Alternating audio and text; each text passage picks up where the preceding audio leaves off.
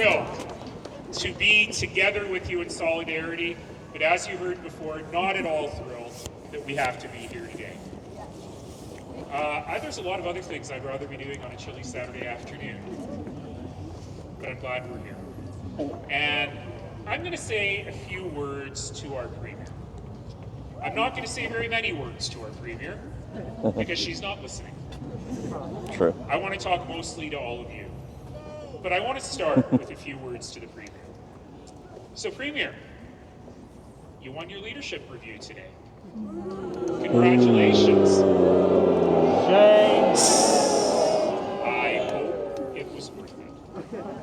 I hope it was worth turning your back on the values of Albertans. I hope it was worth turning your back on 2013 Danielle, the libertarian, who spoke out for gender and sexually diverse people.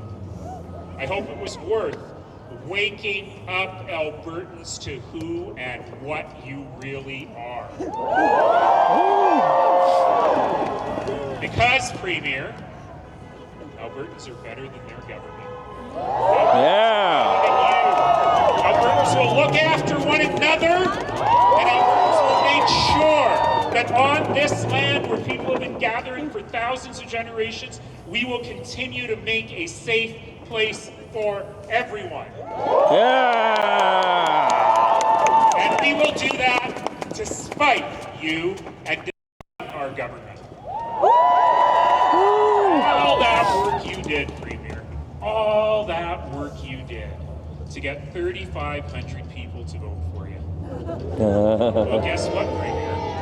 I'm looking at thousands of people here on a freezing cold day in front of Calgary City Hall. And I'm looking at thousands of other people in Edmonton, in Red Deer, in Lethbridge, in Fort McMurray today. I'm looking at people on the streets across this province, and I'm looking at a wave of people coming for you at the ballot box. Yeah. So, Premier, I hope it was worth it. Now forget her. I wish I we want to talk could. to all of you. This has been a heavy week. It's been a hard week.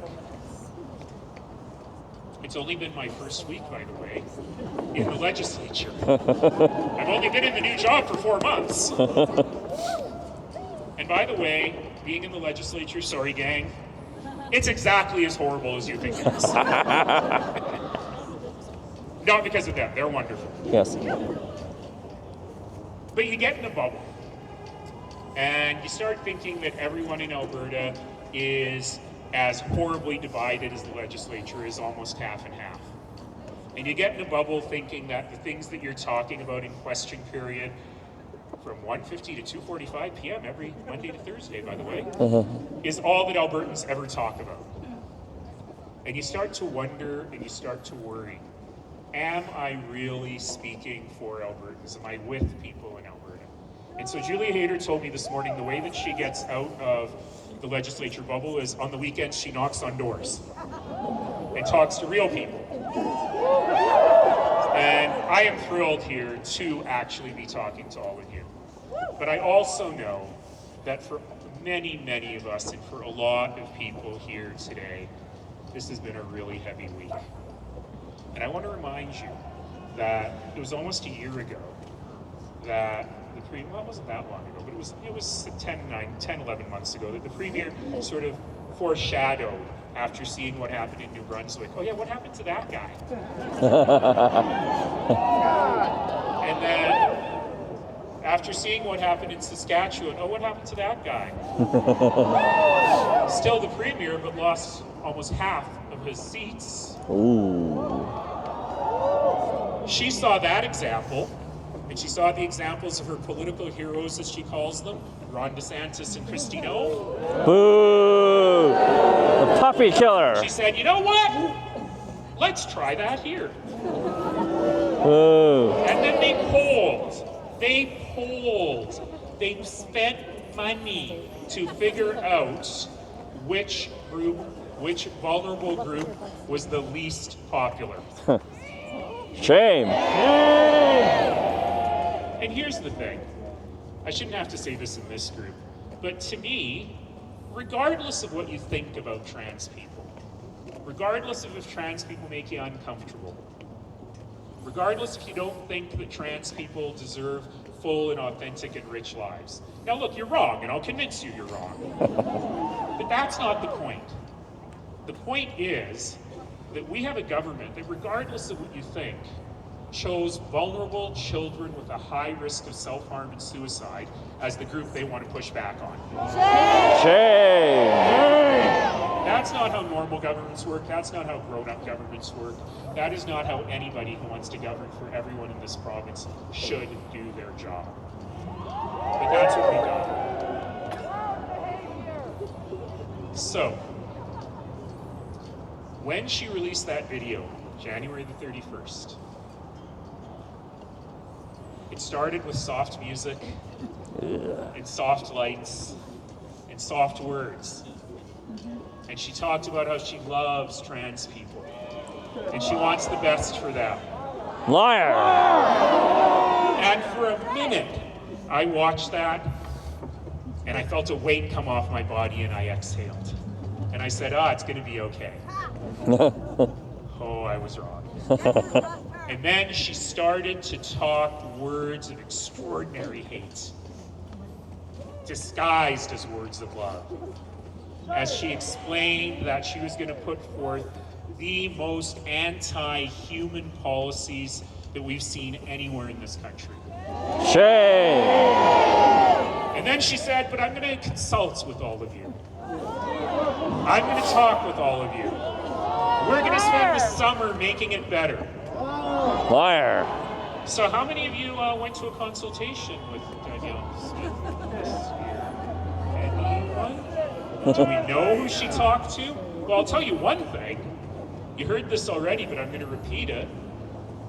I arrived to the office on Monday with 4,000 emails.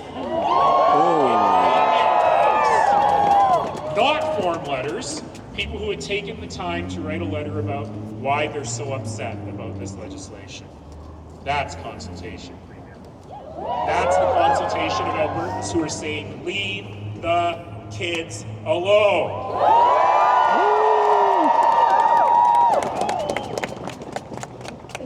But over the course of the summer, we all knew this was coming. And I know for every one of you, that has been a weight that has been hard to shake off. And I know that this week in particular has been incredibly heavy. It's been the hardest week because she did what she said she was going to do. And we all held out hope that maybe she wouldn't, but she did.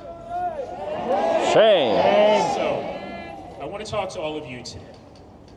How do we deal with that heaviness? The first thing is, I want you to hug the kids tight. I want you to hug trans kids, non-trans kids, every kid. I want you to hug them tight. I want you to hug each other tight. You can do it now if you want, it's colder here. And I want you to remind every single other person here that we live in a place that, despite our government, is a place where we look after each other. And I want you to tell every kid in this province, every trans kid who's worried if there's a place for them, every kid who feels like they might be a little bit different, which means every kid who's asking themselves now only one question: am I next? I want you to hug those kids, and I want you to tell them that they live in a place where plenty of adults love them, where grown-ups are going to look after them. Fix things. Many years I got to sit behind those windows right there and watch people out here and go, I can fix that. Well, folks, I can't fix this legislation. We can't. We know it's going to pass. But what can we do? What can we focus on? So number one, let's make sure that we're supporting Skipping Stone and Egal in their legal actions. Let's make sure that the courts have a chance to talk about how you cannot bargain away basic human rights for political power. So how do you do that? You keep writing to your MLAs, you keep phoning your MLAs, you keep telling them your stories about how this is impacting you. You donate whatever money you can to that legal defense fund, and we continue to fight. Number two, we make it heard at the ballot box.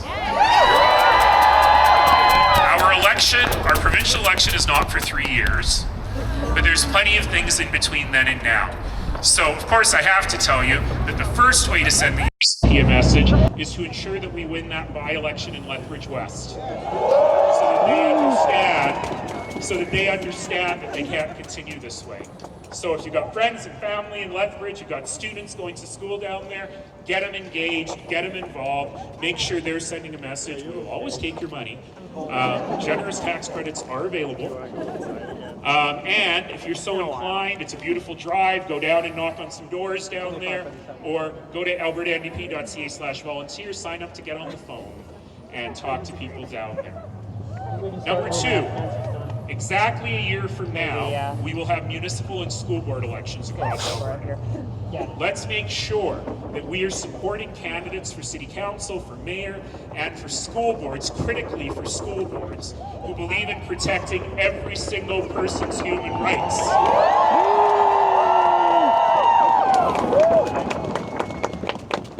And number three, I used to be a teacher too, so I can say, we got to use our voices.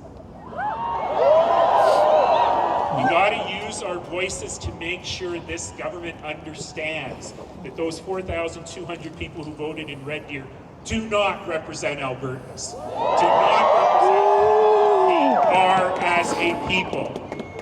Because remember, for 15 years I've been in public life, and I'm guided by only one little promise.